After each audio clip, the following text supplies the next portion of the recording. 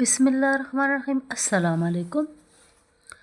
ایک بزرگ کی وفات کے بعد ایک دن کسی نے انہیں خواب میں دیکھا اور پوچھا، اللہ تعالیٰ نے آپ کے ساتھ کیا معاملہ کیا؟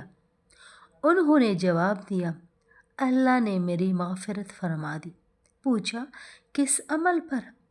انہوں نے جواب دیا، ایک روز میں اصفہان جا رہا تھا، راستے میں زور کی بارش شروع ہو گئی۔ مجھے سب سے زیادہ فکر اس بات کی تھی کہ میرے ساتھ کچھ کتابیں ہیں، اگر وہ ضائع ہو گئی تو میری ساری پونجی لٹ جائے گی۔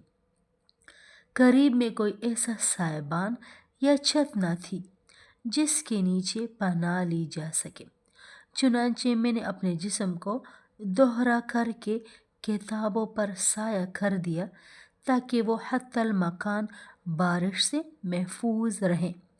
بارش ساری رات جاری رہی اور میں ساری رات اسی حالت میں بیٹھا رہا۔ صبح کے وقت بارش رکی تو میں سیدھا ہوا۔